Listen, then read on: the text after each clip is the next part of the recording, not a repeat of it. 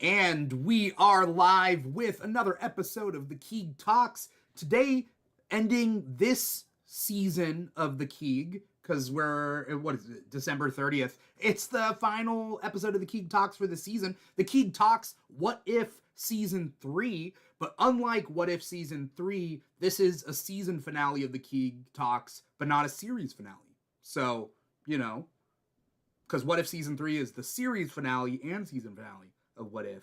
But I'm talking too much. I'm your host, Dimithri Perera. And if you're watching us live, you're watching us on twitch.tv/The Keeg Show or youtube.com/The Keeg Show. Or maybe you're listening to the podcast wherever you get your podcasts from. And that's A-okay. As long as you digest us, I don't care how you do. Puree it, drink us through a straw, whatever you want to do. But if you're watching us live, you can see who our guests are. If you're listening to the podcast, you can't see who our guests are. So let me introduce them. And who we're talking with about What If. We got Gil Baron, aka GJ Baron. Gil, welcome back. Thank you so much for having me. I am always glad to have you. I think the last show I had you on was talking X-Men on State of X. Yeah, probably. Before that, the Keeg Talks, you talked Ghostbusters, Frozen Empire. Did we do a whole Ghostbusters episode? And yeah, for I think Frozen before Empire. that we did a whole Star Trek episode. So we're like hitting all my expertises here. Yeah. How is Frozen Empire, by the way? I haven't watched it yet. It's fine. It's fine. I liked it. It's overstuffed, but okay. It's fine. Definitely check out episodes of the real Ghostbusters on YouTube. That'll scratch the itch, honestly. Good to know. Quick question for Gil. Extreme Ghostbusters, yay or nay? Yeah. I like think it. anything that puts Ghostbusters in front of kids is where you want that franchise to be. Okay. Well, what if we didn't talk about Ghostbusters this episode and we talked about Marvel's What If? I think we could do a half an hour on what if we didn't talk about Ghostbusters. Okay. I think we can do that. Let me introduce the other guest who, if you heard his voice right now, but you didn't see him because you were listening to the podcast, it's JC, aka Cyclops is Waiting for Me podcast. Are you the sole host, or are you one of the hosts? No, I am one of the hosts. I have a talented co-host by the name of Rod Kim, who is way better at making like TikTok videos and stuff like that. But we do Cyclops is Waiting for Me, which is an X-Men animated recap podcast. This past week, we actually finished off X-Men Evolution. So we've now completed the original series, first season of X-Men 97, and now Evolution. And then we record our first episode of Wolverine and the X-Men next week. So we are all focused on animation, but we do occasional bonus episodes. Sometimes we'll go and do a rewatch of Deadpool, but we do it like director's commentary style. So we just get probably drunk and or high and just talk over the movie. So that's always fun. That's fair. Are you guys going to do the anime?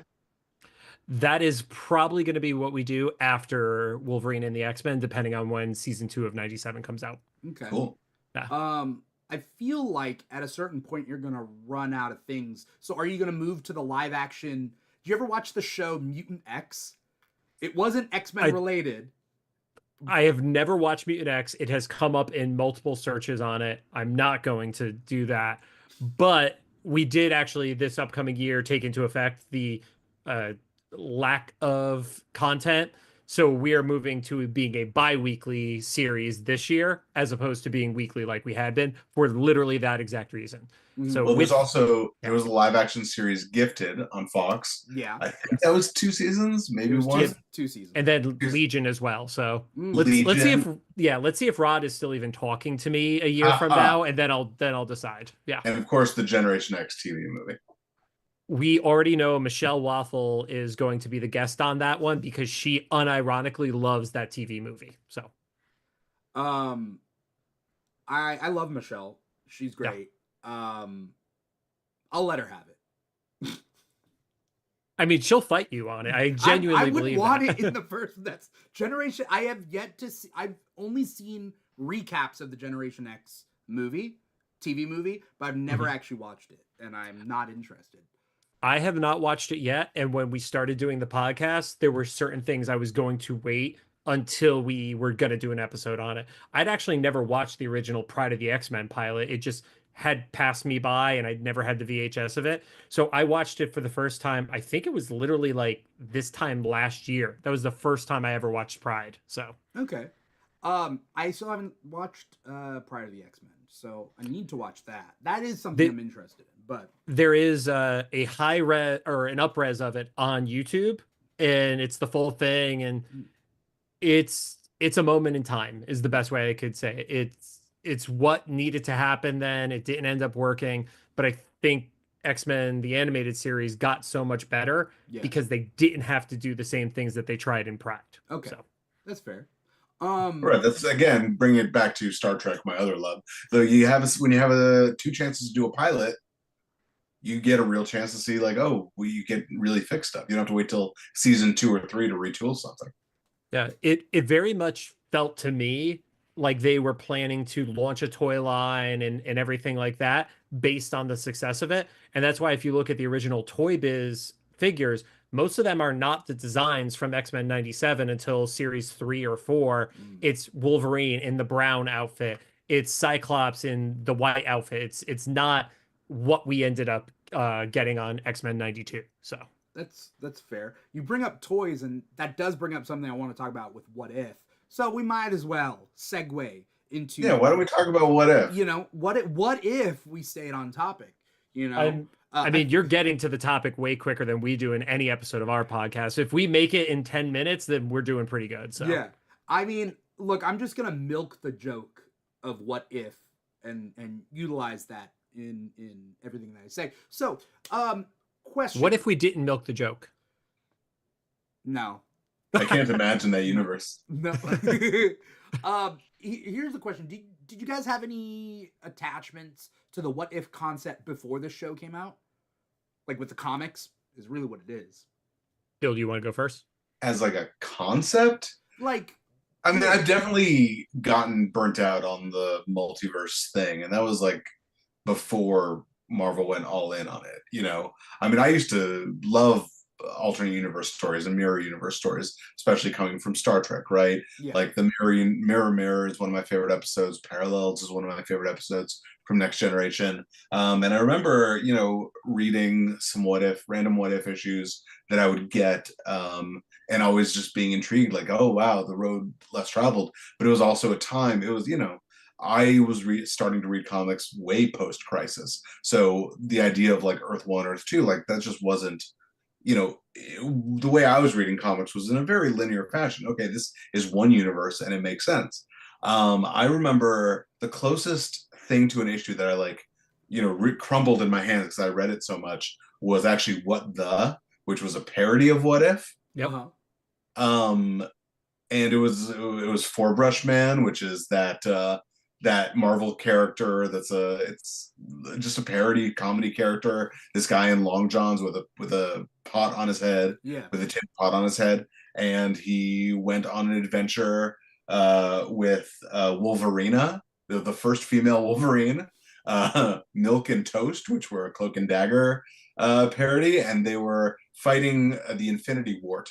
He had a wart on his finger, and they were fighting the Infinity Wart. So that was like that was as much of my connection to What If, is like the fully comedy parody of Marvel that Marvel published themselves. Yeah. So my experience was very different than yours when it comes to the comics, because I started buying comics. I specifically remember first issue I ever bought was Spider-Man number 13, the McFarlane cover, but with the black suit on it. And I kind of fell hard into comics as, you know, as much as I could as a 10-year-old, you know, with no disposable income at that time. And I would pick up Spider-Man, Amazing Spider-Man, on occasion X-Men, and then I would actually pick up What If. I specifically remember What If Spider-Man had kept the Captain Universe power being one of those. What if the symbiote took over the Punisher being another one of those? And that just became something I continued to buy whenever they would come out. I don't love the modern version of What if you've seen those recently, where they try to have an encompassing theme and they try to do it in those 5-week months, and it'll be like, oh, this is dark, or this is all about the symbiote Yeah. and things like that. I like the randomness in a single story that doesn't go beyond it. I want it to be clean. What if this happens? And that's it. Even recent ones that were really good, what if Flash Thompson had become Spider-Man? Stuff like that I still really enjoyed. But when it started having like, what if Miles Morales was these five different characters and then they're culminating into, some big battle where they're all jumping in together? Like that doesn't do it for me. And that's not specific to Miles. That would be any character that it's the overarching theme. But yeah, when I was home for the holiday this past week, I literally have the collected versions of volume 1 and 2 of the classic What If at my house, or at my mom's house, technically. So Yeah, I mean that's interesting because I was remembering that whatever what if issues I always saw, by the end of that issue, the world was always going nuts. Like there was never like this is 22 pages of a comic. They were like it was always let's go to the end of where this concept could take us, you know. What if Phoenix had survived? Let's go all the way to the end of the world, you know. yeah. Yeah, a lot of it ended very poorly.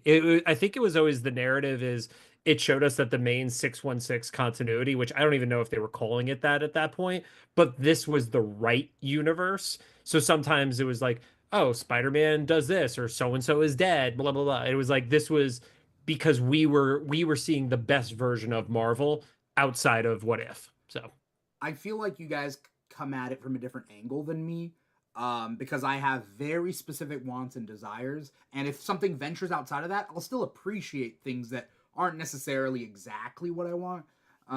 But it never quite like enthralls me. So I grew up with DC's Elseworlds, yep. and I always liked DC's Elseworlds better than Marvel's What If. Marvel's What If were one issue stories. I'm not a big fan of one issue stories unless it's a one issue filler like issue in a thing. So then, that's cool. But I read comics for the long term. And the only exception to this sort of mentality is Twilight Zone. So I love Twilight Zone. And I'll watch an episode because they're like short films essentially. And I treat it like that. But I can't really digest What If the same way. I like DC's Elseworlds, but not all the Elseworlds. Just some of them, I guess. What era did you start reading? Like, what were you regularly reading at that point? Like, what year was it about? So, Elseworlds, I started off from the library back in, like, late 90s with the library books. Right. And then, as far as, like, buying comics, it was, like, late 90s, early 2000s. Ultimate X-Men, Extreme X-Men.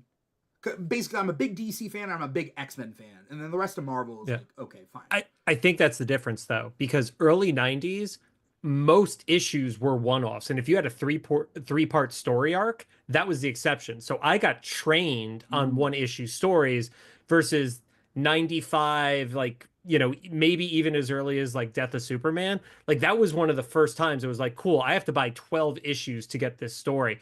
Most other stuff, if it was 2 issues, that was a shock sometimes. Like the original McFarlane Spider-Man run, most of those issues were, or stories were 2-3 issues at most. So yeah, so it may just be the conditioning at that point. That's true. I also kind of going into this show, everybody has a different critique on this show. What they should have done, what they shouldn't have done, what they did do, what they could have done, what if, right? But like, I don't know. I'm very curious then on your guys's opinions about the first 2 seasons before we go into season 3. Because obviously season 3 is like roughly what we're talking about, but like we're doing sort of a retrospective here. Like, yeah, did you guys like season 1, season 2? Season 1 starts off with individual episodes and then ties it in at the end with Infinity Ultron. And then season 2 has individual episodes and they tie it in at the end with Doctor Strange having pulled some strings, and he goes to the Watcher's place, and then Kahori and Captain Carter and whatever. Yeah, I mean, I would say it's a descending order between the 3 seasons. I really enjoyed season 1. I thought the what if stories that were chosen were more interesting what ifs. And the only critique I have of it, and it makes sense why they did it, so it's just a personal taste. I wish it wasn't just here are moments from a very small set of films compared to the entire universe that exists within the comics. That was my only real critique of it. And I didn't care for the finale. The finale was actually the low point of the entire season for me. And I think that ties back into my original like bias for What If, is I like the one-offs and it's just done and over. I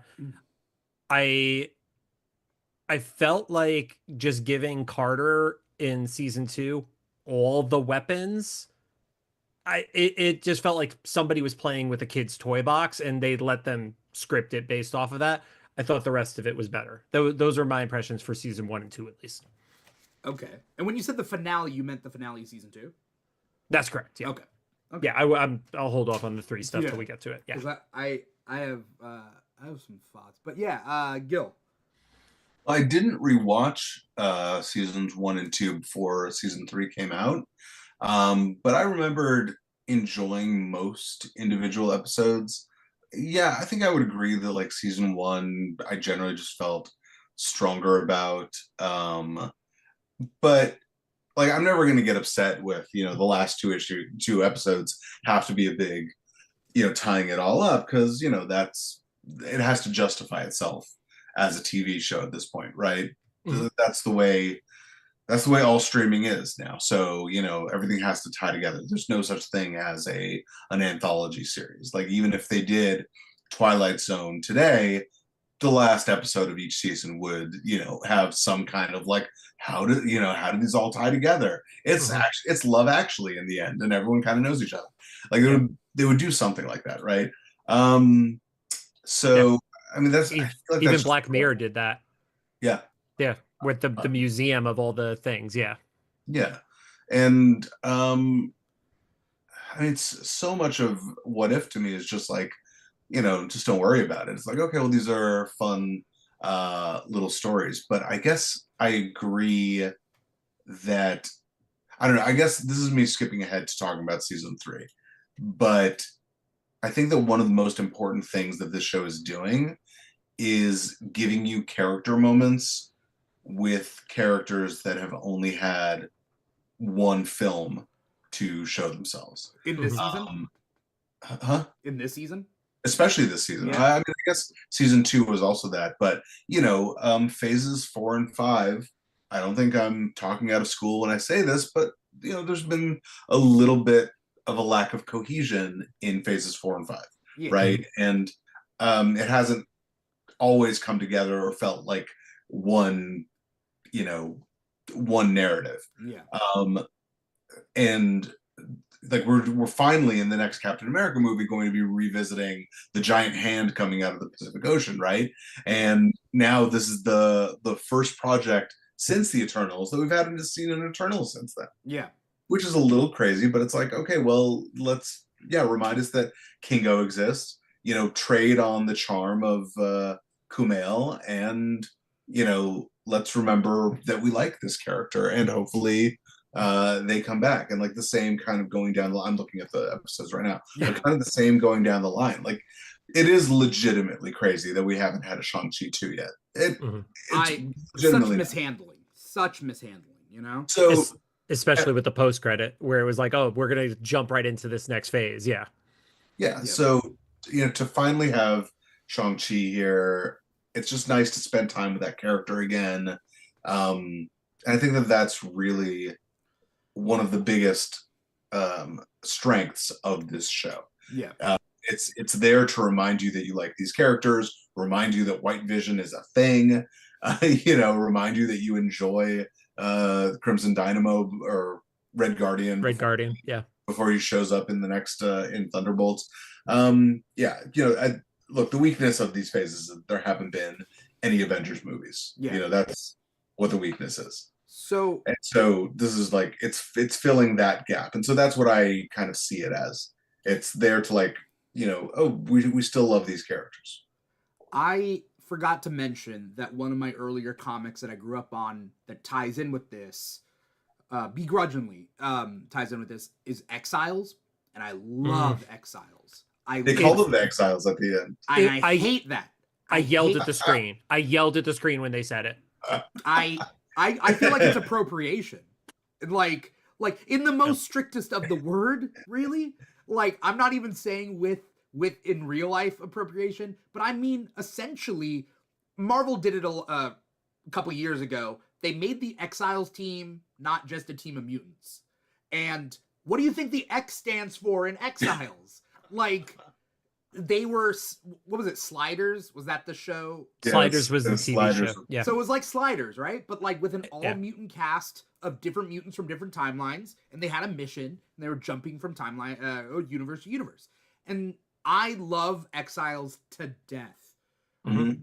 So I feel like I'm on the other side of you guys, where I'm like, I don't necessarily want individual storylines. I want the tie through, but I don't think it has to be so ham-fisted, heavy-handed as it has been with these 3 seasons.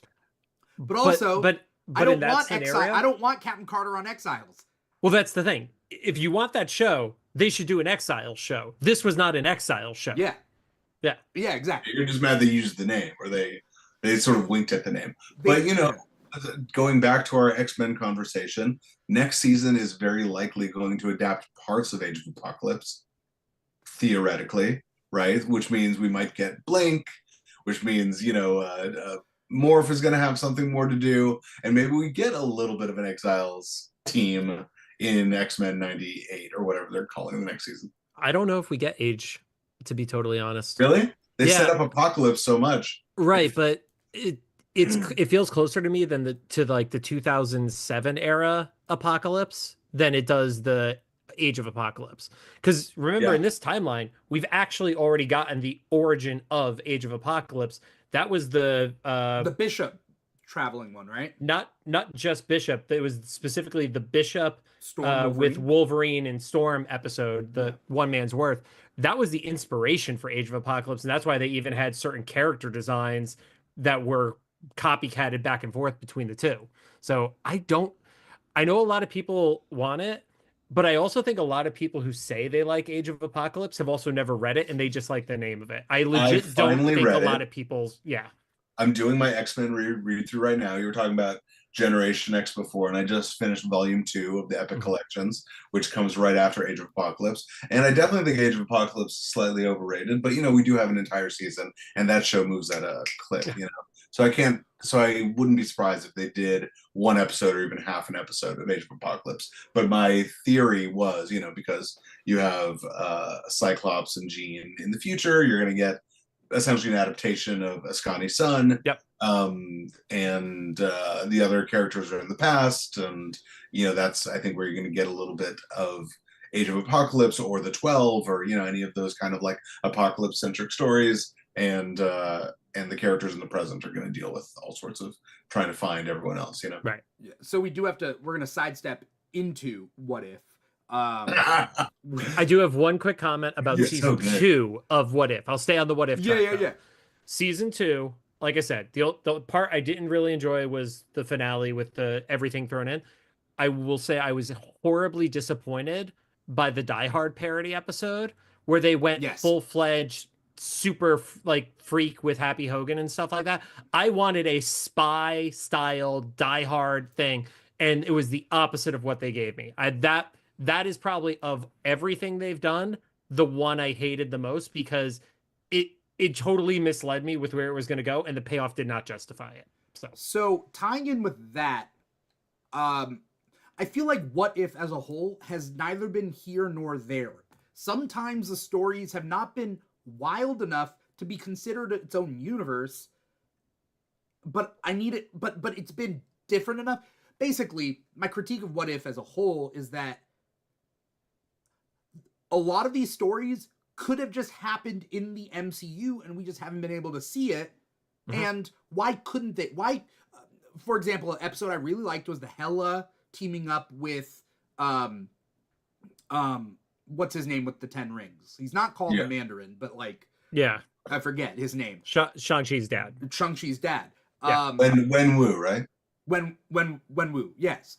When they team up, I was watching it being like, this show could have just been tales from the MCU and shown us things that happened that are in continuity. I know the title. We had a headline this week that shows exactly why you can't do that. And that's from the trailer for the new Spider-Man animated series. They eventually confirmed that it's not going to take place exactly in the MCU continuity, because you want to be able to do the Shocker and Scorpion and not have it step on the toes of whatever they want to do next in the movie Spider-Man. Which is fair for that, because that's an ongoing series. But if you were taking each episode as a little tale that takes place in the MCU, the Bucky Red Guardian episode from this season could have very easily have been. Yeah. What's up? You're right. Could have existed within the MCU. They could have told that story where he says he fought Captain America. They retool it a little bit and they make a buddy cop or buddy movie sort of thing. Tales from the MCU, baby. And I feel like it was scratching some of that itch. And it wasn't wild. That episode was not wild enough to warrant being its own timeline, because you're right, Gil. You don't see the end of it. You don't see Tony Stark growing up with his parents alive. What happens then? Right. Yeah, you just see he gets to be a part of the Battle of New York as an Avenger. That's the only difference in that timeline. Yes. Yeah. What happens to Bucky? Bucky's not even in the Battle of New York, right? No, he was back under Hydra control. So then it puts him back. So it could have just happened. They put him back in stasis. So that... I miss the one-shots. I miss the Marvel one-shots.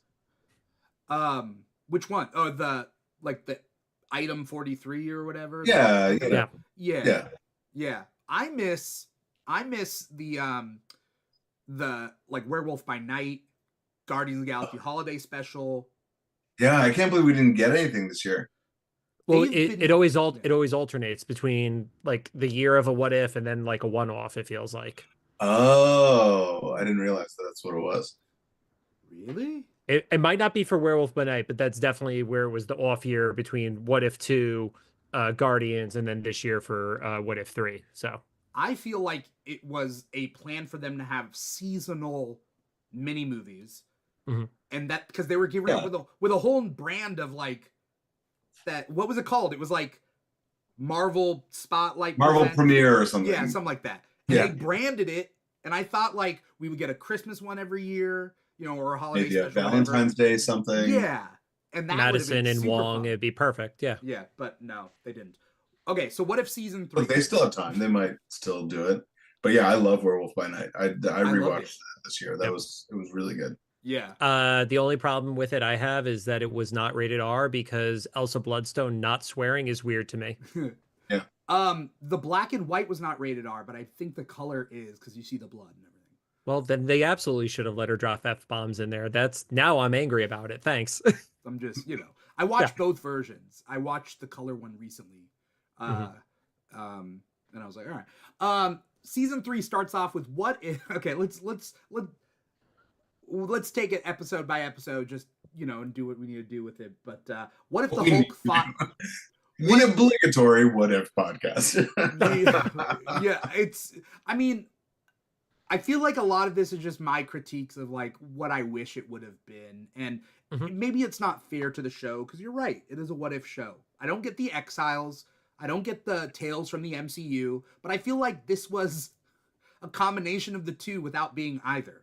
It was Tales from the MCU and an Exiles show.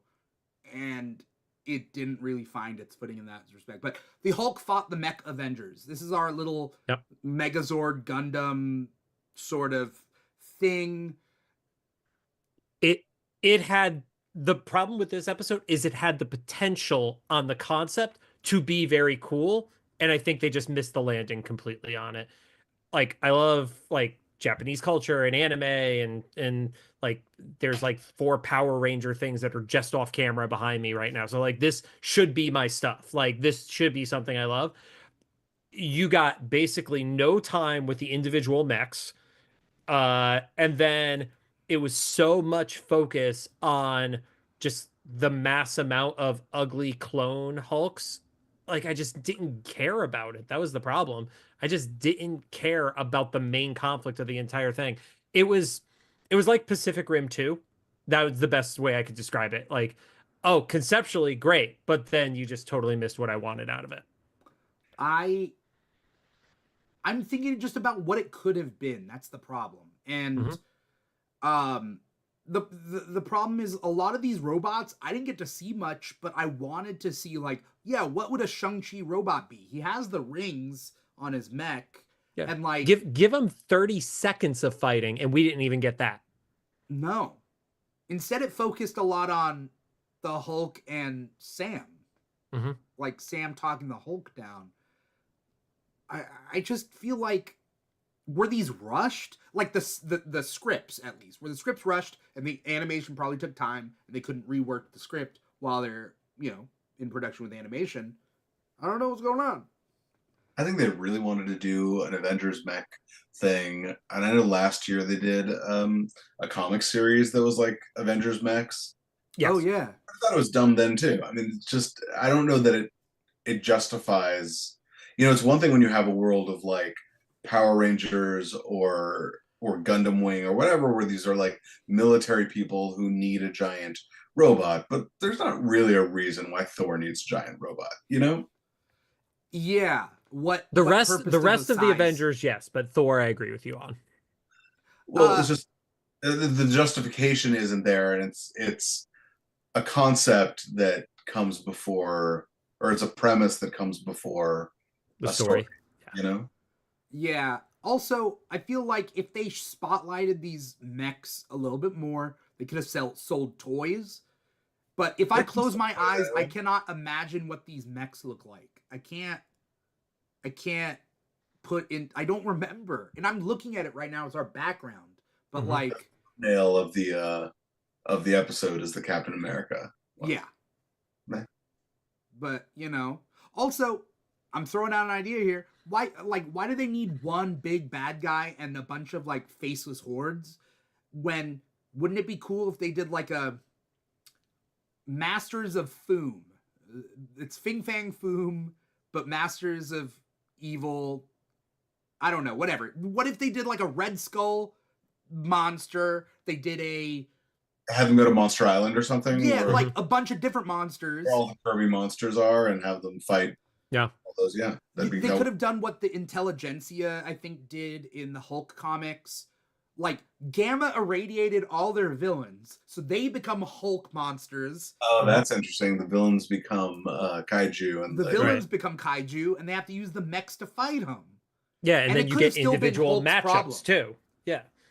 Yeah, you get Red Skull Kaiju versus Cap Mech as examples. Exactly. Yeah. Exactly. The title of this episode, it's already so convoluted. What if the Hulk fought the Mech Avengers? Okay, so you buried the idea of Mech Avengers right at the end. Yeah.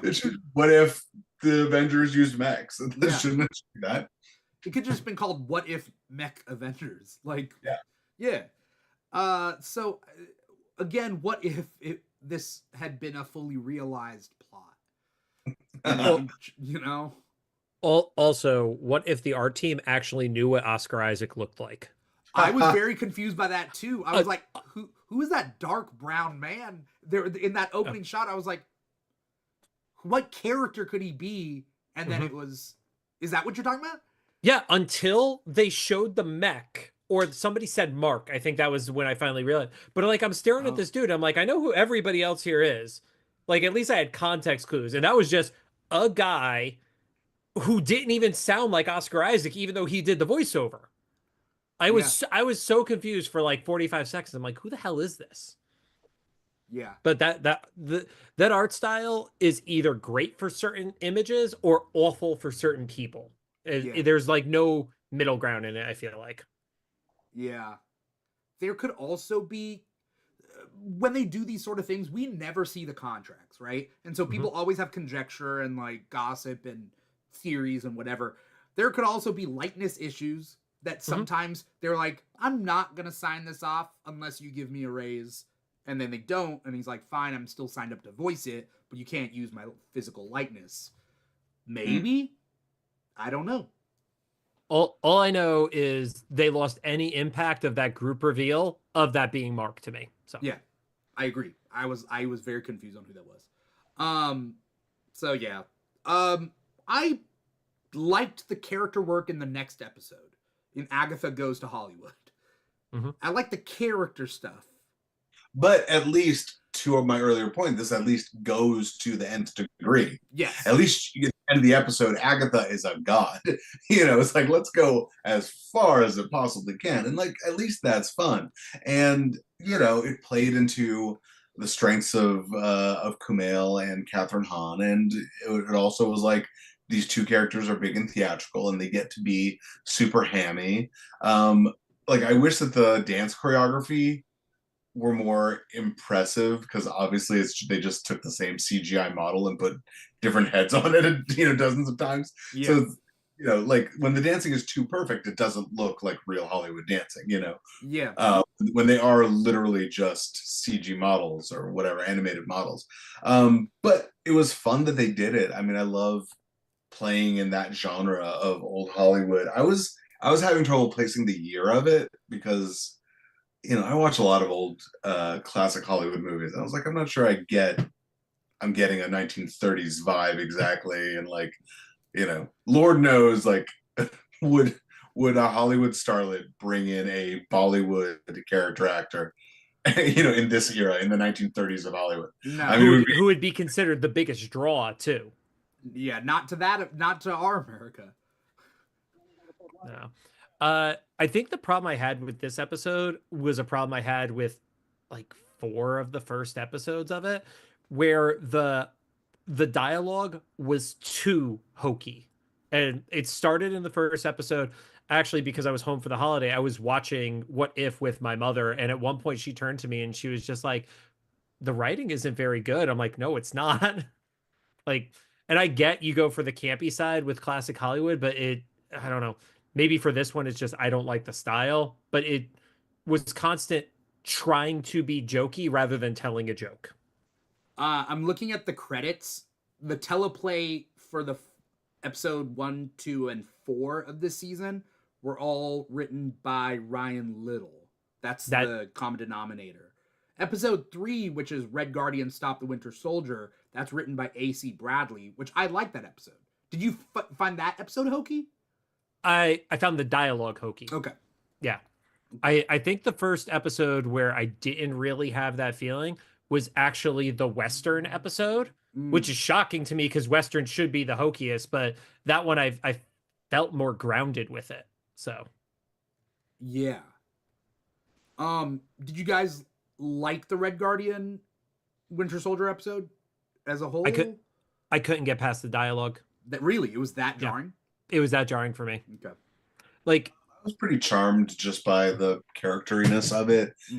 I like David Harbour as that character. I like how big and egotistical he is. And I thought that they played a pretty good odd couple.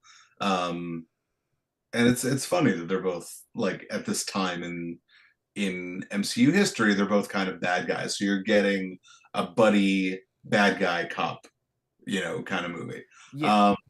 So like that one worked for me in that respect. The dialogue wasn't something I super honed in on. I guess I wasn't super paying attention to that. I was just kind of enjoying the scenes as bigger things, and I really loved seeing Goliath. Just seeing Bill Foster get to actually do his thing and change. That was just really fun to me, and I was charmed by that too. Talk about another reason why like Tales from the MCU would have been cool. Like these untold stories, like that character of Goliath was hinted to have had at least something going on in the past with Hank Pym, right? Like, and we never see anything in live action. So. Yeah, I mean, I think the problem I had with the dialogue in this episode, even if it was a different writer on it, was kind of the same problem I had with Thor: Love and Thunder, where they went to the joke 6 times instead of 3 times. Like, if they just pulled it back, I think I would have really enjoyed the episode, but it got to the point where it was grating. Like, where he didn't have an off switch, and I can't deal with the people that don't have an off switch in real life. So when I have the option to like turn a channel off, I like start debating it, Yeah. I hear you. That's been my problem with the MCU since probably the first Guardians. I was just like, they've never met an emotional moment they couldn't undercut or didn't want to undercut. And I think that's a good critique. That is a good critique. I love Guardians, but that is a good critique that I've heard. Yeah, I do too. But I think in Guardians 2, they were completely off the leash. And I've come to really love it because, I've watched it a billion times and I really get like the underlying messages. But it is exactly that 5 different punchlines, the same fucking poop joke. And you're like, all right, guys, can we just keep going, Mhm. And they're sacrificing plot for it. Guardians 2 has a very thin plot. As emotional and as satisfying as the emotional arc is, the plot of it is a 1-hour Star Trek the original series episode. Yeah, it's a TV show episode, right? It's fully, yeah. Yeah. So so I completely agree. I know what you mean. I think I'm already used to it in the MCU, so it wasn't something that was jarring to me in this episode. But I don't disagree. Mm-hmm.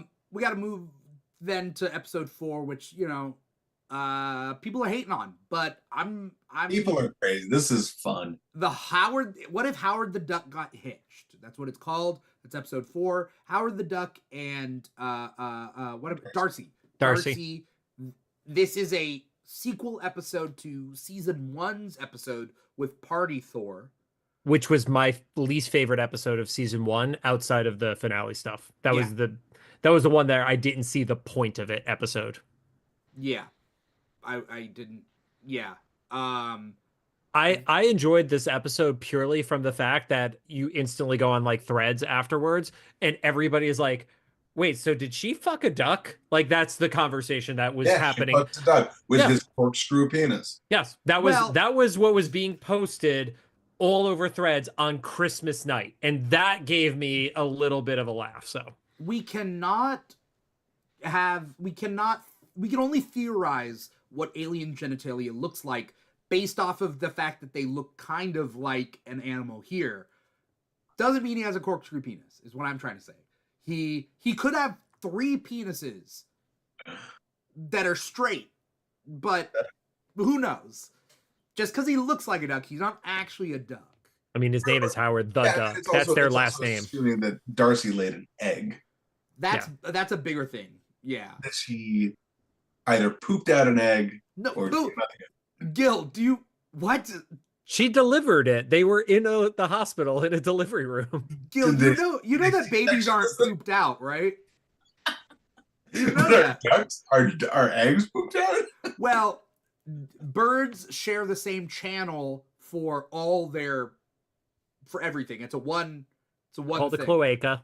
Yes, the cloaca is pee, poop, and laying in an egg. But I would assume that for Darcy, it would come out the old-fashioned way. Oh God, I know this isn't the topic of this podcast at all, but the final season of Lower Decks was terrible. They literally had a species called the cloacans. Oh yeah, I remember that. It was so bad. I'm so embarrassed for the people who made Lower Decks this season. Like this is their last final season. Like this is the way they're going out, and it was legitimately bad. I've been a defender of that show all along. I don't mind how referential it is and how silly it is, but this season was legitimately bad, and I hate to be the one to have to say it. I disliked it a lot more than I disliked any of the What If episodes. Okay. For Lower Decks, I don't want to talk about it more, but like for Lower Decks, I only liked it just because I knew it was the final season. I'm like, I'm going to take what I can get, and it finishes, and I'm like, okay, cool. Let's move on. And it was bad. I watched every episode. I was like, all right. What would you say, Jason? I have no opinion on Lower Decks. So okay, Yep. Okay, that's fair. Yep.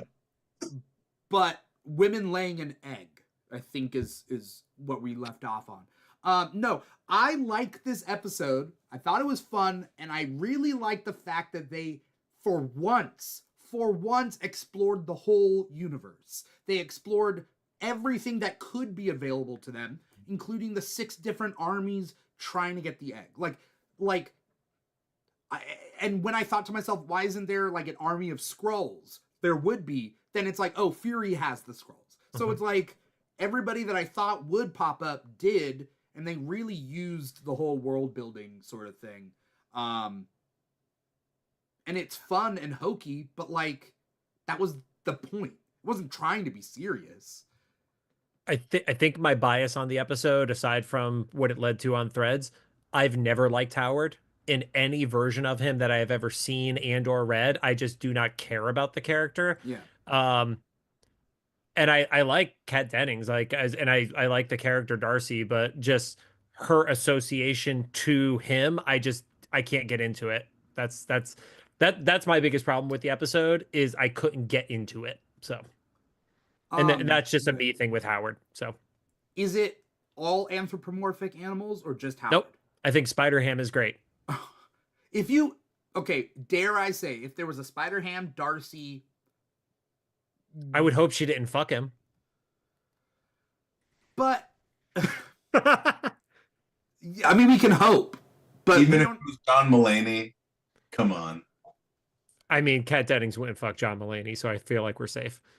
So here's a question that I'm purposely derailing this just to talk about this because I see a lot of people using the word bestiality when it comes to this episode.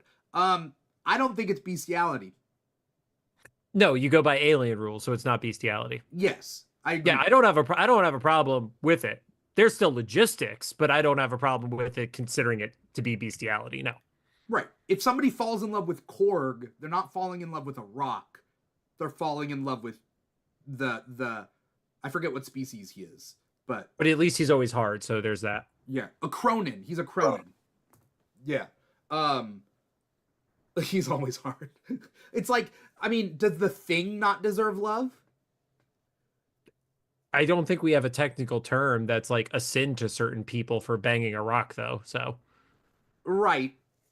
You know, and that's the only reason why like conservatives are like latching on to that and making that the term. Like I said, I just think it's funny that people were talking about Kat Dennings banging a duck on Christmas night. So I think it's funny, like that meme. It's like first time, because like they've been talking about Howard the Duck fucking women since the 80s. You can't 80s or 90s. The 80s. Movie. Yeah. It was 80s. They have boobs, like duck boobs are in that movie. Again, not like nipple showing. Yeah, that's not accurate to Earth. No, that's a bird. Yeah. Birds don't have nipples. Yeah. So, you know, I would like to say officially state my stance on it is not bestiality. Yeah, it's alien rules. It's alien rules. Yep. The Keeg believes love is love. No, the Keeg is separate. The Keeg is a brand. Oh, but yes, the Keeg as a brand also believes love is love. But the host of the Keeg, don't judge the Keeg by the host of the Keeg's opinions. Not bestiality. I would have been okay if the episode had the Kang version that's the kangaroo. Like I don't like Howard. Are we just coming up with more animals for Darcy to get with? Is that what this game is? I'm remembering ones that existed in specifically that was where that came from. Because that was the origin of Spider Ham was from I believe. Oh, okay. Yeah. And it looks like Gil froze. Yeah, Gil. Can you hear me? Yeah. We hear you. You're just not moving. I'll just shut my video and turn it back on. At least you're smiling though, which is yeah, nice. it's a great picture of you. Yeah, like sometimes you get stuck in this weird, like, you know. But it was good. You had a good. Someone should have screenshotted that one. All right. So in the end, I didn't expect it to come to anything. I thought it was a MacGuffin. I thought the egg was a MacGuffin. It just was what it was. And in the end, we see a baby be born. A baby Bjorn, and that was that, right? I thought it was going to be a duck. You thought it was going to be a duck? I thought it was going to be a duck, yeah. Same. I thought it was going to be more duck than human. Oh. But you got to have sexy feathered girl, right? I didn't know it was going to be a girl. I didn't know either. But that's the miracle of birth, you know.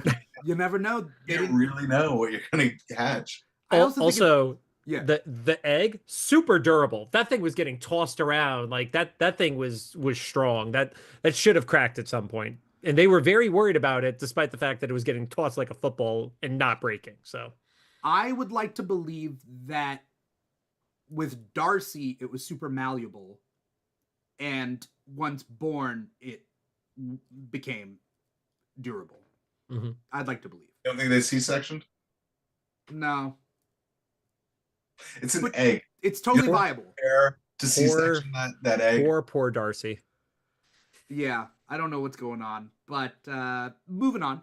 I liked this next episode, again tying in with like, yeah, how do we see it to the nth degree? This was clearly an alternate timeline with what if the emergence destroyed the Earth.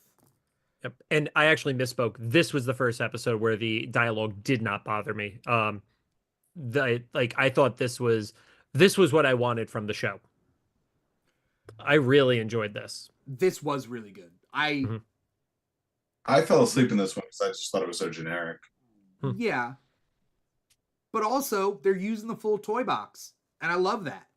But maybe that flattens out the whole thing. I mean, it just didn't have any specific character beyond being a post-apocalypse thing, and we've seen that a million times, you know.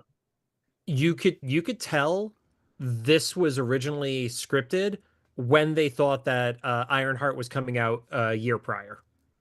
Yeah. Because so much of this episode depends on you having at least a good familiarity with Ironheart, which we didn't get that much of Riri and Wakanda Forever to make you like fall in love with the character yet. Which is funny you bring that up because the Hood pops Same up problem. in the next episode. Yep. And the Hood is in the Ironheart show. Yep. Oh, I was trying to remember what the Hood was. I'm like, do I know that character? It seems like so generic that like it seemed like there must be a million superhero characters called the Hood. It's one of those characters that when written well, like when Bendis wrote the Hood and just nailed it, and it's truly a terrifying character. But if out of context, you don't have a reason to care about him. So wasn't Arrow called the Hood in the first season of Arrow? Yeah. It's such a generic name. I think the point of the Hood is that it's a magical cloak given to a hoodlum, right? Like Parker Robbins is not a good guy, and he is just a lowly street thug, and then he gets the cloak, right?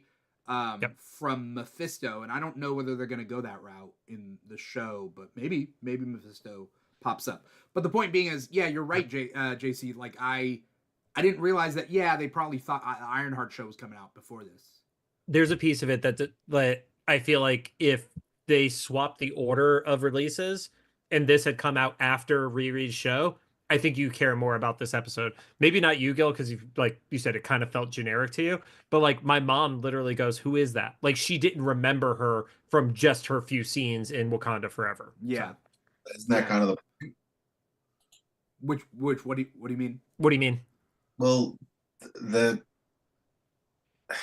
trying to build this character, but like there isn't enough there yet. Yeah. You know? Right, but originally this was supposed to come after Ironheart, so they could have given her more character moments to help build it, and I don't think they gave her those moments because they assumed you'd have that from her show. That's what I think the reality of it was. Another character from this one that I was confused because I was like, I know Michelle Yeoh's voice, but I could not place the character. And I've seen Shang-Chi a couple of times, and I just forgot about her character. I forgot all about her character. I was like, Michelle Yeoh, I know was in Guardians of the Galaxy, but that's not the same character. Right. But then I was like, when was she a live-action character? And I had to look it up, and I was like, oh, yeah, that's right. I forgot.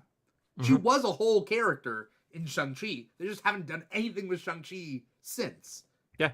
I haven't watched Shang-Chi in at least 2 years, so like I was in a similar spot where it just didn't come to mind, and I IMDb'd as it was going on. I was like, oh, okay, now that makes sense. Yeah. So I recognized her voice. I was of like, course. that is clearly Michelle Yeoh. But it kind of makes sense. But there's also a dozen other characters that could have been. Yeah. There wasn't anything about what she did then that it had to be that character. And I don't know that character's name. It could have been what's her face, Maria Hill, in the exact same position. Oh yeah. And actually, Maria Hill would have made sense because you had the helicarrier style thing with stuff. So I think Colby is just done with the Marvel contracts at this point. That's the only reason she was out. So Yeah. Yeah, I mean, I do like the fact that they utilized Mysterio. And that was kind of cool. Yeah, nice to use him again. I guess it was someone doing a an impression of Jake Gyllenhaal, but it didn't sound or look super like Jake Gyllenhaal to me. It seemed a lot. The character had, was obviously very mutated, looked a lot older, and there wasn't anything about the voice that really like made it seem like Jake Gyllenhaal to me. Yeah. yeah, Well, he's and also maybe, older looking. And He was older looking, he was decrepit, he was Yeah. diseased. but he also wasn't hitting the inflection of Jake. Like that's a part of Jake's performance as Mysterio is the way he talks like Jake Gyllenhaal, which he does in every single movie he's in. Obviously, that person who was doing Mysterio, I don't know if it was on purpose because it's one of the Sony ones and they try not to give all the love to the Sony flicks, but like they were just like it didn't sound like he was trying to be Jake at least. Yeah. That one felt one of like for one of the voice matches, it was one of the more generic ones of the series. So as opposed to the Jeff Goldblum, which Mhm. was a full-on impression. I legit thought it was Jeff at the beginning. Is it There Ross were Marquand? some moments. Was it Ross Marquand? I thought it was. I saw him in the credits on some of these, so I don't know. He's probably pulling multiple duty. Little thing that I found out: a friend of mine was signed and paid to voice Loki, and then they picked Tom Hiddleston back up after that, and so his lines never got whatever. They brought in Tom Hiddleston, and so which means like the negotiations for voicing these characters must be like up on that like deadline sometimes. Sorry, 'Cause I'm they just were- looking through the voice cast right now. Yeah, Yeah. I can imagine that everything is fully done and wrapped, and I mean, sometimes you'll hear, even with big feature film animated projects, that like someone is cast super super close to release date, and it's clearly that there's a scratch track already, and that someone has to kind of match, voices. Like gone are the days of Robin Williams doing the genie, where the genie's animated to look kind of like Robin. Yeah. Like you just don't have that anymore. Now you have, whatever, the John Leguizamo has to play a ferret or whatever. I don't know what that's in reference to. It was Ice Age. Oh, I guess okay. he plays a sloth or something. Yeah. Oh yeah, the sloth. Yeah. Sid. Yeah. But there's literally nothing about that performance that has to be John Leguizamo. Yeah. Mhm. Well, I mean, Aladdin 2: The Return of Jafar had Dan Castellaneta play Genie. Yeah, but that was because of But he was contract. pretending to be Robin Williams in a way. He was trying to imitate the voice that Robin had done, and the genie was already animated literally to look like Robin. Yeah. It was modeled to look like Robin, and the reason he's got that spastic energy and turns into all these characters is because Robin, right? Yeah. Did you guys like What If 1872, the Western Yes. one? I did. Sure. I'm not a I fan like- of the Wild West. That's me personally. I don't like westerns, like Tombstone or anything like that. I don't think they're bad movies. I just don't care about them. I liked this story though. I love a train. I love a floating hover train. Love a hover train. I was legitimately surprised by who the bad guy turned out to be. Yes. I don't know why I was surprised. Like, who else would he have an emotional connection to? Well, I thought it was going to be the Hood. I thought it was going to be Anthony Ramos. Right. Yeah, I liked that it gave a little bit of a nod towards Iron Fist at the end. That was cute. Not just at the end, but like also when he was calling out his moves. I was like, that is Iron Fist, but Marvel is moving away from Danny Rand. Yeah, and they've already done that in the comics, and I think that's a smart move. I think we can move past Danny Rand. Yeah. And Marvel Rivals. Like I don't know if you guys play Marvel Rivals, but like As soon as we're done playing or doing this tonight, I'm going to play the Jeff event in Marvel Rivals. I haven't been able to play because of travel, so yeah. Jeff the Shark. Yep. there's Jeff a the Land Shark. Very event. Yeah. I liked Kate Bishop in it. I thought that was a good pairing. I loved seeing Wyatt Russell come back to do John Walker and just being this little shitheel character at the beginning who gets That was so instantly punked out. Actually, I legitimately loved that part of it. And I forgot about Walter Goggins' character because it was so long ago that like I was Oh, like, who the hell is she from talking Ant-Man. to? Yeah, That's I just Ant-Man 2. forgot. Yeah. Yeah. I had to be reminded on that, and I was like, oh yeah, that's Walter, and I was like, But I guess Walton, that's yeah. my question generally is like it's for me, like I said, it's nice that this show is keeping those characters in the loop in some kind of way and like okay, they still exist. Mhm. But isn't that a big weakness of the MCU just generally that like these characters show, someone as talented as Walton Goggins can show up and then 6 years later he's in What If and you have to spend time during an episode Googling something? Like, how is that a strength? I mean, that's a weakness, isn't it? If it's an Easter egg character, I don't think it's a weakness. Because I yeah. at the end of the day, that could have been 50 different like crime characters. Yeah. So they chose one that existed prior. So Okay. I at least for me. I also think that Marvel. Okay, how do I put this? My critique of the MCU phases 4 and 5 are not like the misogynist haters, the man babies that refuse to grow up and try new things. I don't think any of us. Oh, I don't yes. think wait, they're not. I'm on the wrong show then. But I do think that Marvel had some really big missteps and then they fell flat on their face and it delayed everything. The writer's strike, the actor strike, sure, also. But like everything just got messed up. Then Jonathan Majors happened, Chadwick Boseman happened before that. Things got messed up. They had this big grand plan. They saw till the end of the universe and back, and they couldn't capitalize on any of that. I'm sure they meant to do Shang-Chi more movies, and like they fell flat, and then they were very embarrassed and have to talk to stockholders about what how can they like figure things out. They took Taika off his leash. That was a big mistake for me.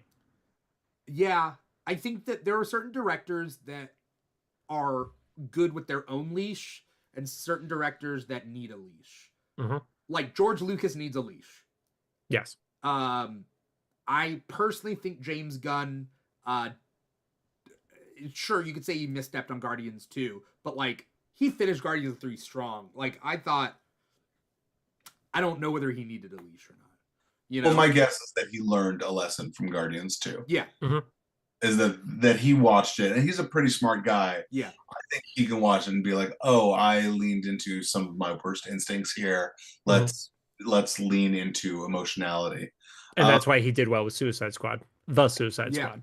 Yeah. Now you're having in the DCU, to get us off on a whole nother topic, Superman is actually going to be the first of those James Gunn projects that isn't a team of misfits, right? Who are fucking and bleeding their way to success. Who aren't feeling. You don't know that yet. Well, I think that his Justice League is going to be a little bit of, a pastiche of what he was doing with Suicide Squad and Creature Commandos, and that Superman is going to be like showing them a better way. I don't think he's going to do that with Justice League. I think he's going to offset they're going to have a heroic Justice League and offset it with somebody like Guy Gardner and whoever on like an alternate squad, maybe. You know what I mean? Well, that's what it is. I mean, that's who they have in the movie is this Justice League International kind of lineup of like Metamorpho and I think it's a Stag Industries super team. That's what I think it is too. And I think it's going to feel a little bit more in the vein of the Suicide Squad or Creature Commandos, and Superman's going to show up. And I think that the movie's going to be kind of an adaptation of What's So Funny About Truth, Justice, and the American Way. I agree. I believe in James Gunn a lot. Also, I think he's self-aware and he listens to people around him and he surrounds himself with like other people. And like, it's one thing to be good at what you do, and it's another thing to listen to other people. And like, there's a lot of people who are really good at what they do and they don't listen to other people. I think Taika Waititi is great at what he does. But if you're not listening to people and you're not like learning and like not figuring out, maybe he's learned. But Patty Jenkins is another person who I thought was let off the leash for the second Wonder Woman, and it was bonkers. And so I'm like, it is what it is. Some people need a leash. But But yeah. something I thought about 1872. I never thought about this before because in my head, as a fan that I am, I've been shipping Shang-Chi with different female superheroes. And originally I thought like, oh, wouldn't it be cute if him and Captain Marvel dated? Because they both, like, behind the scenes, they have the director friend that they are both friends with. Simu Liu and Brie Larson are friends. Anyway, the point being is I was like, could there be crossover potential? And in this one, I was like, Kate Bishop and Shang-Chi? I looked up their ages. They're only 8 years apart. I don't know. You have your hand up and it's just getting cut off by your background right now. I don't. I'm just my hand. Oh, no. I thought you were raising your hand because it decided to cut you off right there. Well, I think that Kate Bishop, despite the age of the actual actor, She's I younger. think it's supposed to feel younger. Within She's supposed to feel like she's 17, basically. supposed, like, yeah. No, she's in She's college. supposed- She's clearly in college, college. Maybe 18, but she's Yeah. definitely under 20. She's Okay. supposed to feel like a kid by comparison to the other heroes right now. Right now. But Yeah. here's the question. In this thing, I did not see her as young in 1872. I agree with you fully for 1872. It felt Yeah. like they aged her up to her mid-20s in it. Yeah, but it's also been 4 years or whatever since Hawkeye. Since my favorite series of the MCU, yeah. I got to rewatch that one. I just did a full watch through of all the Daredevils. And If you didn't do it before Christmas, you have to wait till next year because it is a Christmas show. So you've missed your window. You have to start it in December of next year. I'm Jewish. It don't matter to me. So after that, the final 2 episodes of this, I forget what happens in the second to last one. That's when the Watcher it's what if the Watcher disappeared? But That's I all forget one what- big. Yeah, we could treat it as one episode, honestly. Okay. How Guys, does- Storm. Is that where it starts off with introducing the quote unquote exiles? Yeah, it's the big Cthulhu squid monster, and it's attacking the Nova Corps, Which is from that one episode. which the Cthulhu monster. Yeah, it's the same one that Peggy fought in the first episode. And Nebula. It's from What If Nebula Joined the Nova Corps from season 2. Okay. I forgot about that episode because that was the crime noir episode. Yes, Yeah. exactly. So I liked that episode. I like that episode, but it had a totally different vibe, and I don't remember her becoming Nova Prime, but I also haven't watched it in 2 years. So I think it's because Nova Prime was part of the cover-up, I think. probably I just don't I remember think it that's specifically. what it was, something like Yeah. that. Glenn Close, you know? Mm-hmm. Yeah,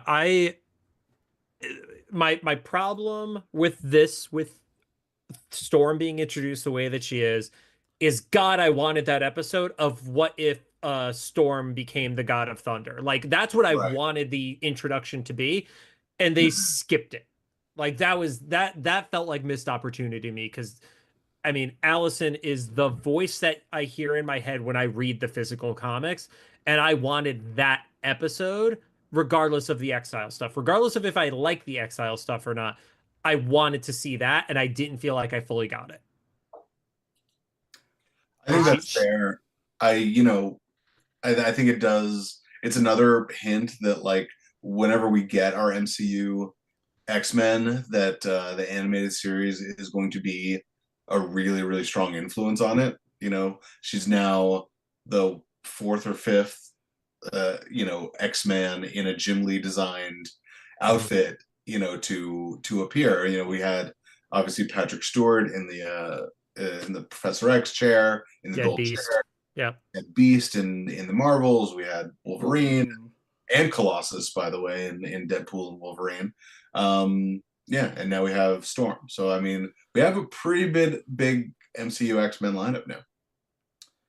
I don't know whether I liked Storm in this thing. Well, It did not. She is being Storm. How do you feel about the Jed McKay Avengers right now? That with Storm as an Avenger. I love it, actually. I like that. I think it's really good, and it did remind me of that because I generally think of Storm as like, oh, she wouldn't be an Avenger. Like they're a little too cop-like. She's a little too like punk rock. But the fact that she's so powerful, there's no reason she can't play with those big guns. Yeah. She should.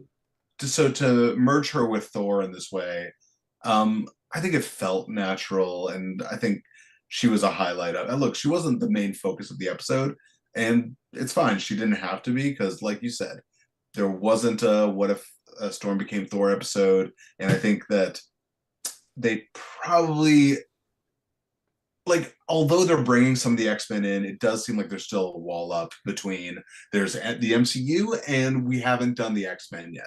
The X-Men aren't here yet. So it's a cameo, but it's an extended cameo that gives you that, like, no, we really respect Storm. I promise. We're going to give her some cool shit to do, but we can't give her interiority yet because she's not introduced yet, and you don't want to like mix that up with whatever young actress they give Storm to in 2-3 years. Yeah, I fully agree with you on it as to the why it happened. It's just disappointing when you saw the trailer for What If. Yeah, I agree. Because if there was a way to know what episode she was going to be in, and it was Storm in blah blah blah, what if the Watcher disappeared, I would have had a different expectation versus just that Storm is holding Mjolnir. Like that image alone, if you're a What If comic guy or you're an X-Men reader, like you instantly get those classic covers and images in your head, Yeah, that's true. I mean, I have obvious X-Men bias on stuff, but she wasn't bad in it. I think she was fantastic in what she did, like especially Allison as a voice actor, but skipping to her just being on the team felt weird to me. That's all. To me, and a lot of people do this, they tend to make Storm she's the goddess, which means she's all powerful, and she is, right? But she also loses her humanity a lot of the time, or she's almost too perfect. Like, there's no struggle with Storm a lot of the time. X-Men 97 did her amazing, right? But like, in this, Life Death was really good. Yeah, but in this, she was just there kind of as a weapon. She was a powerhouse, and I think that's why I wish I had gotten the story of getting her from Storm to the goddess. We just got the goddess. There was no character moments for her. It was just, oh, we're gonna take this hyper powerful character, make them stronger by giving them Mjolnir, and then give them Watcher powers. It's like God on top of God on top of God. It wasn't her episode. It was Peggy's episode, and it was Uatu's episode. It was whose episode? Peggy and Uatu. Yeah. So here's also a thing. You can't always complain that Worf doesn't have a ton of lines in a Geordi episode, Yeah, but I don't like Captain Carter. That's just me. That's I fine. like Carter. You're allowed, but she was the first character they introduced, so they wanted to like end the series with her, and she has become kind of a breakout star. People do like that character. People like I forget the actress's name, but they like her as her. I mean, she's she has enough iconography that people look at her and they already have associations with her, and that's just from What If, really. I mean, there's not much else that she's Multiverse of Madness, but okay. Well, yeah, you're right. Which is technically a different version of her, but it's still the iconography of her. Yeah. Haley Atwell, by the way. Haley Atwell. Yeah. Haley Atwell. Thank you. So I mean, it made sense that she would be the way they end the series. Yeah. And I liked the Howard the Duck baby. Birdie. I liked Birdie as the as I mean, she was kind of a second lead to her, but she was more comic relief. She just had like character moments. Talk about someone who's Geordi. I mean, she was tech based, right? Well, I think it justified the MacGuffin from episode 4. I think it justified like, okay, well, she's this like world savior. Let's have her there. It felt justified to me. It didn't feel like shoehorned in. Yeah. Even though this is the only place that character's ever appeared, but that's between Captain Carter, Birdie, and what's the name of the Native American character? Kahori. There's a ton of like characters that are original just to this show. Yeah, that's true. I didn't think of Captain Carter being original to this show, but you're right.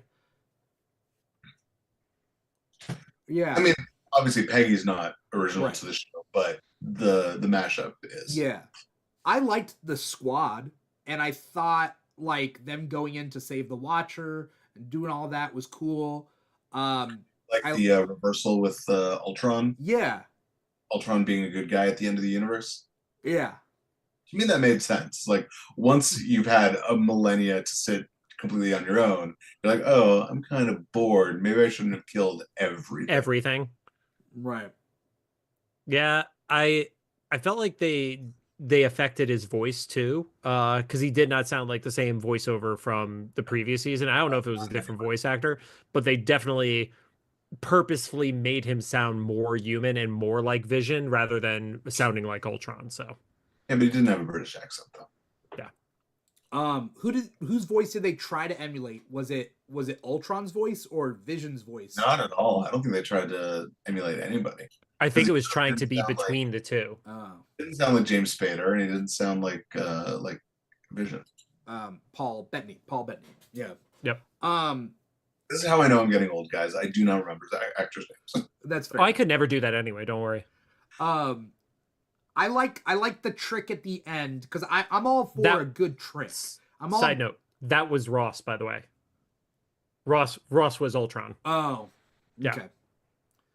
Yeah. Who sounds like none of the other two actors. Yeah. So also Ross plays Red Skull in Endgame or Infinity War or Endgame. Infinity War. No. Endgame because it's when the sacrifice has to happen. Yeah. Yep. Anyway, point being is how do we feel about this ending then? Not only ends season 3, it ends the whole thing, and again, I'm not a hater of the all-girl squad. I like it.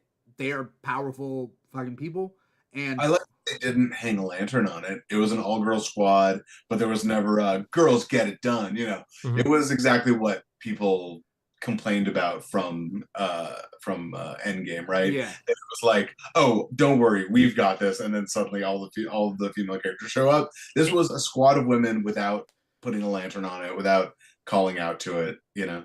And they also didn't do what they could have done that would have been more subtle, but they didn't call it A Force, which is known to be the all Avengers team of women. So right. Yeah, call them exiles just to piss off. Just to piss me off in particular too. And me, I'm pissed off too. I don't like non X-Men characters as exiles because there was a run of exiles where they brought in Captain Carter, Valkyrie, a couple other people, and it was one of the recent ones. It was not good. I think I don't think I ever dropped exiles until that run. It's like, and I have all the trades from the original series, so yeah. I'm like, come on, the X has to stand for something. And then now TVA issue number 1 is out, and I don't know if you guys read that one. Yeah, it's literally upstairs waiting for me to read it. So you don't want me to spoil it then? If you could avoid it, that'd be great. Okay, I saw the cover for what it's worth. So I mean, yeah, it's giving Exiles vibes, right? Just from the cover alone, it's giving Exiles. Oh, 100%. That without even reading it, that's the vibe I got from it. Yeah. There's a thing they do in it though that I don't like, but I also don't like the multiverse. But that's fine. It is what it is. Yeah. I think for me, they did a thing that I dislike in any show, which is they do the thing where it's like you do the big wrap up moment and then you have to say the name of the property and stuff like that. I think that's just the laziest writing on the planet, candidly. I never like that. Or when a studio exec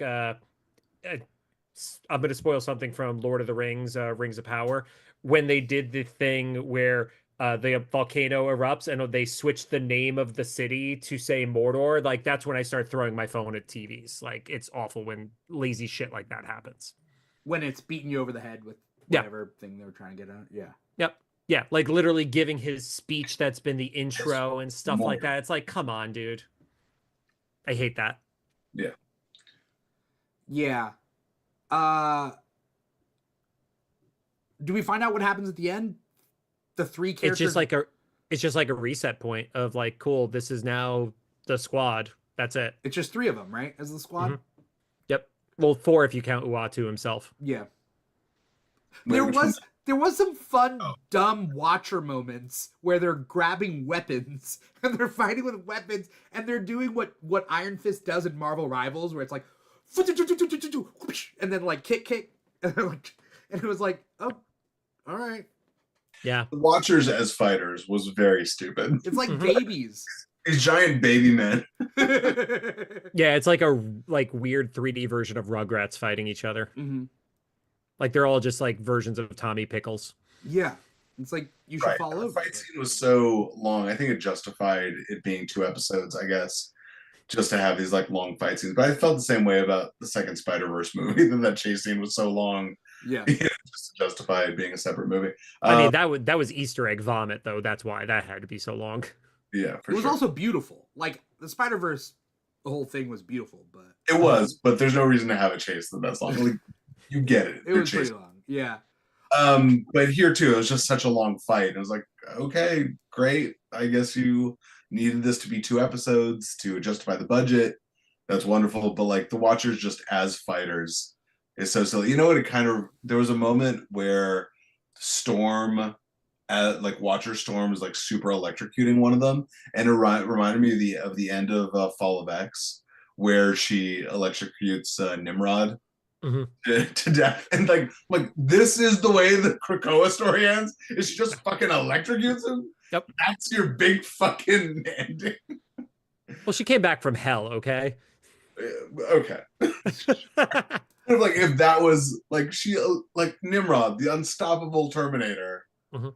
gets stopped by over electrocuting him. I just was like, Have you tried it though? You don't know it won't work. Have you tried, putting him in water? The microwave? Yeah. Yes, you have. Okay. Immune to all mutant powers, but not the first thing everyone tried. So I have a lot I want to talk about, but we don't have time. But like, do you guys have any hopes and dreams about any of these characters, any of Marvel animation? Because what we have set for Marvel animation is the Kingdom of Wakanda show. That's coming out the 2025. We have Spider-Man. Spider-Man, Friendly Neighborhood Spider-Man. We have Marvel Zombies. Those are all coming out next year. Look, I'm not going to watch Marvel Zombies. There's no reason for me to do that. I might watch the last episode. I imagine all these characters will show up somehow in whatever Secret Wars ends up being. Yeah. You think You know. Natasha Lyonne will play a live-action Birdie? Why not? It looks just like her. Yeah. You know? I mean, my conjecture for what she's playing in the Fantastic Four movie is I think she's playing a female Willie Lumpkins. Wilhelmina Lumpkins. Yeah, that's what I assume. I forgot she's in that. Yeah, same. Look, she's either Alicia Masters or Willie Lumpkins. I think it's just as likely that she's a multiversal Birdie Yeah, I guess that's true too. that just pops up in the Fantastic Four and says hi. Like, I don't know. We'll see. You guys have any hopes and dreams though? I can't imagine that Natasha Lyonne as a person was like, yeah, I'll sign on for an MCU project and spend the next 8 months not eating carbs. I don't think she's doing that. No. I would say I'm excited to see more Carter in the comics because I actually really liked the miniseries they did with her, where it was her as a part of MI6. I thought that was solid. What miniseries was that? It's called Captain Carter. It was about okay. 6-8 months ago. It wrapped up, I want to say. I did pick up the Kahori one shot. I haven't read that yet. So I'm curious to see like how she does being a fully original character, not even a derivative like Peggy is, and see if that ends up working. As far as the animation stuff, down for Wakanda, down for Spider-Man. Marvel Zombies is so far away from what that original concept was that I do not like it. Shang-Chi's a main character though. Sure. I'll still watch it, but I'm not hopeful on it because that episode just did not work at all for me. Because that original like mini series of Marvel Zombies was like probably one of the best things in like the 5 years surrounding it. Like artwork, how it was written, and then they started doing all the sequels to it, and every sequel got worse. And I feel like this is like just the extension of those Marvel Zombies sequels, and it lost the plot. So you guys remember who wrote the original Marvel Zombies series? I remember the artist was Arthur Sedan, right? I don't know that, but Yeah. Robert Kirkman.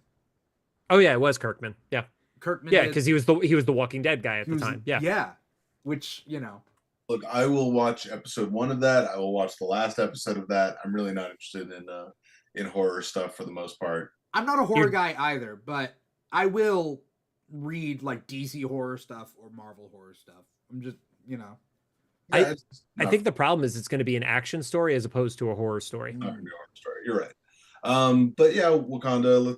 Let's see how it does. I rewatched Wakanda Forever the other day. I just think that's a world that just deserves more. Yeah. Is it in continuity? I'm assuming, right? Kingdom of Wakanda? As far as I know. Yeah. Which again is what I want from these shows. Like, Yeah. I think it's also like the history of Wakanda as opposed to like the ongoing adventures of Mbaku or something. But it's like the tales from the MCU. Like it's these stories that have never been told or shown, but they do take place. So I'm excited for that. And Spider-Man, in my headcanon, it'll be, you know, his early days. I'll in my headcanon, it'll be canon to the MCU, even if Mysterio shows up or whatever. Like, it'll be fine. I don't care. You know, I'm okay with things not exactly fitting in continuity. I'll just treat them as different universes, and I'll accept it no matter what. Mm-hmm. You know? Yeah, I'm pretty good about separating universes. I know, like, the average watcher or the average reader, like, there are people who don't understand that Christian Bale's Batman is a different universe than Zack Snyder's Batman. So, you know, which is wild to me, but it's also like we all are doing content online around superheroes and stuff. We have a different level of understanding of the characters too. Yeah, so. That's fully correct. I think most people are worried about, you know, paying for their kids' braces before they care about what universe, you know, each thing exists in. If you knock the teeth out, you don't have to worry about their braces. And then they grow them back because they're kids. That's the kids. Hopefully. Yeah. Okay. Also, splicing your children's DNA with a shark also helps because sharks will regrow their teeth. Just have multiple teeth. They have too many rows, though. Yeah. You ever dabbled in animal gene splicing? I did one semester at Moreau, and I couldn't have it. The island. It was an island school. Yeah. Well, I was at one of the satellite colleges. It was in town. The community college of Dr. Moreau. Yeah. It's like we could only afford rats. And obviously I'm hopeful for X-Men 97 season 2, but who knows what our release date's going to be. So yeah, like, I don't know if you, right behind me, that's the vinyl for the soundtrack for season 1. So you have a record player? I do. Not in this room, but I have a record player. Okay. Very nice. Very nice. Yep. I want these character designs of this show to continue forward, whether they're toys or in Marvel Rivals. Like, just do it. Like, and I want Birdie to show up again. That's what I need. Like, I'm maybe one of the few fans, a fan of the Howard the Duck episode and the character of Birdie. I want to see her. And I mean, to what you were referencing earlier, maybe that's how they do it with the TVA book. Yeah. Because then you have an excuse for the dimension hopping team. So that's how you could pull her into main continuity. And if she works, you keep her, you know, like we did with Blink. And if she doesn't work, then, you know, that book ends and you never see her again. Yeah. So I miss Blink. Crazy that Blink isn't around now. I guess she was she on Krakoa? She must have been on Krakoa, right? There was something with the last Exiles book, and I don't remember how it ended, because that was like the pull of why it was still called the Exiles, because she was in it. Yeah. But 616 Blink must have showed up on Krakoa. I don't remember the last time I read 616 Blink. 616 Blink doesn't. She doesn't make it out of the Phalanx Covenant. She doesn't. She's dead. Yeah, right. And they acknowledge that there was still a brought her back on Krakoa. But there's still acknowledgement of the backlog of people that never got brought back and weren't prioritized. So that's the plausible excuse. I think she was brought back. I just don't think they had like a story for her. Yeah. Yeah. I think she's in Exiles, in the new Exiles. I think she's in Barbados or Bermuda or whatever. Yes, that's what I remember. She was like with her aunt or something like that. And I think she's just living there. Are you guys reading the Astonishing X-Men Infinity comic? That's the Generation X sequel. I am not yet. No, is it good? It is. It's actually really good. Okay. It's mostly a Husk and Banshee story. Mhm. They're kind of off on in their own worlds, and you can see them kind of like they're on a collision course to each other. Yeah. Banshee is searching for Siren right now, and he doesn't know that she's in Greymuck in prison. Oh yeah. Spoilers for X-Men comics. Yeah, Mhm. yeah. Before we get going, I think we've exhausted the what if stuff, and we're gonna get off into a different fandom if we don't end this soon. Before we get going, Gil, where can we find you? What do you got coming up? Anything you want to plug? As always, you can find me at GJBaron on all the things. I don't have anything in the absolute immediate future, but keep your eyes peeled in 2025. We have big plans. Yeah. If you're in the LA area, definitely stay tuned to what Gil has to offer. Because if you like live comedy shows, take a look-see. JC, where can we find you? What do you got coming up? Anything you want to plug? So finding me, the John Carle, JohnCarle.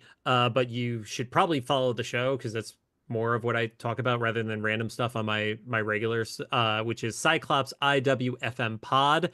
We made the mistake of picking a name that does not fit into any handle of any social media platform.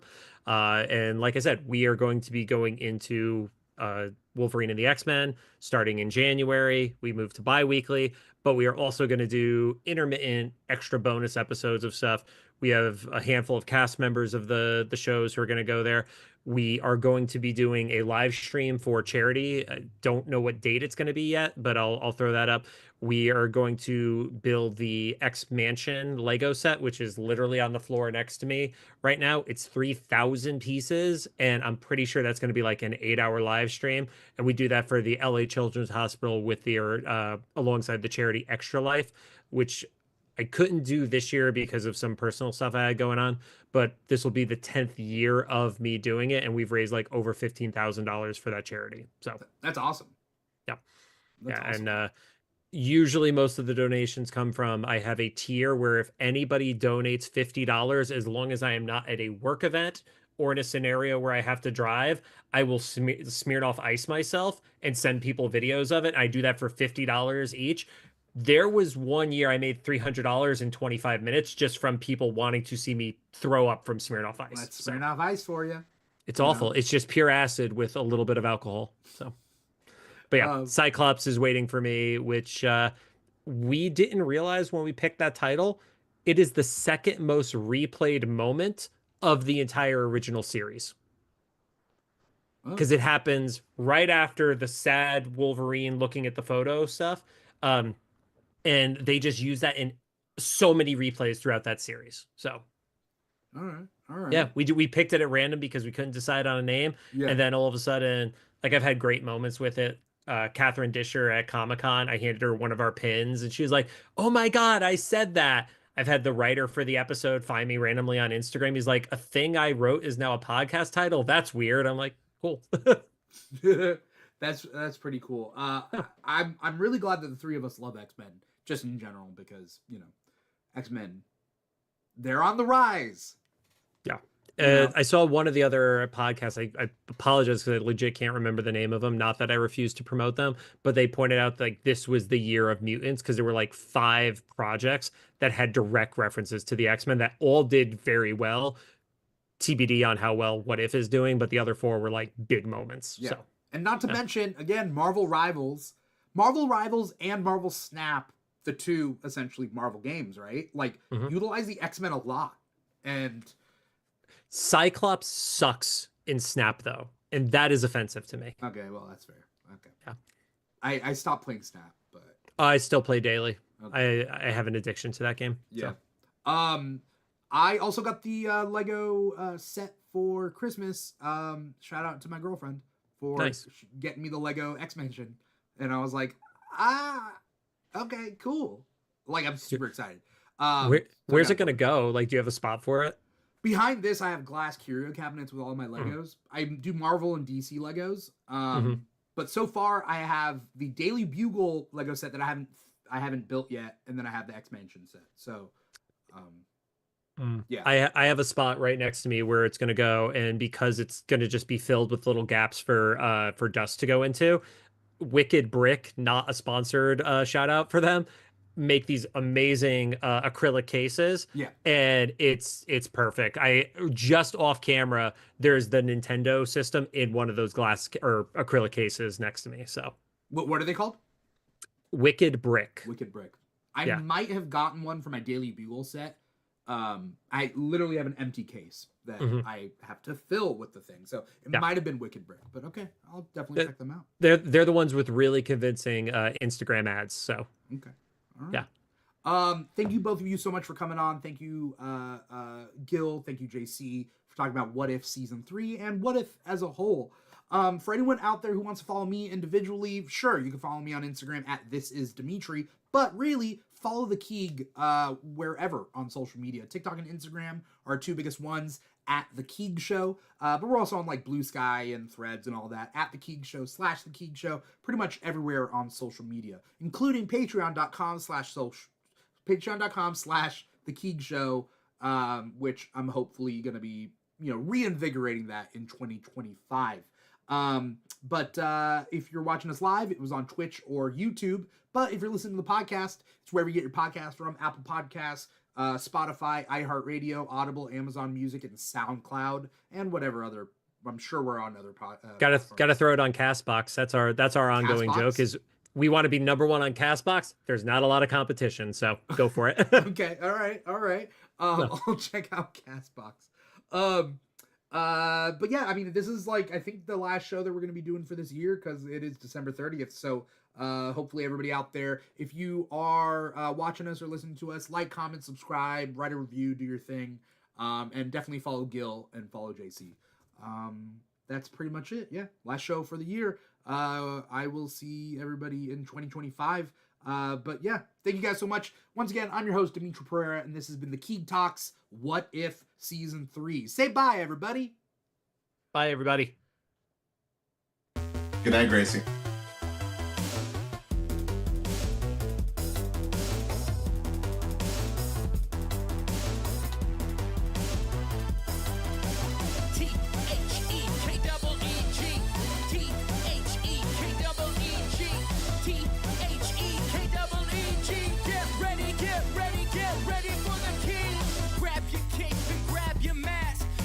Super strong or super fast.